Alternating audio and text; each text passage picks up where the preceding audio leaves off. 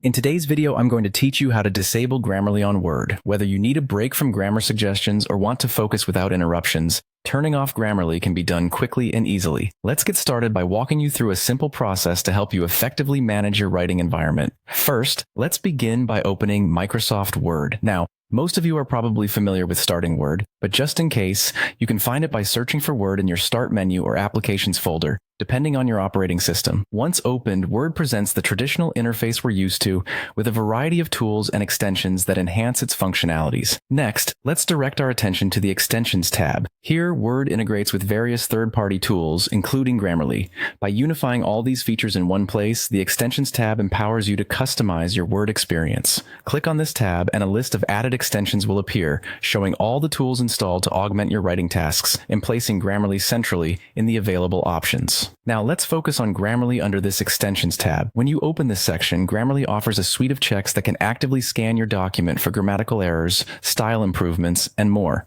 However, the aim today is to temporarily turn this off and work distraction-free. To do this, you simply need to toggle Grammarly from Microsoft Office off. This will disable its continuous monitoring and feedback, allowing you to proceed without its intervention until you're ready to re-enable it. Alternatively, if you're seeking a brief respite and plan to dive back into its features shortly, you can also choose to close the Grammarly sidebar instead.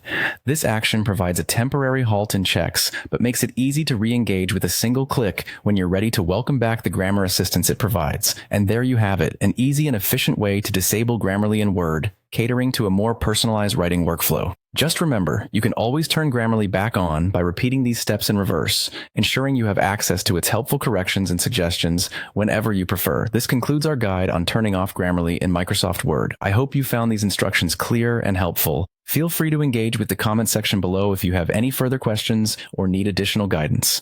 As always, thanks for tuning in and happy writing.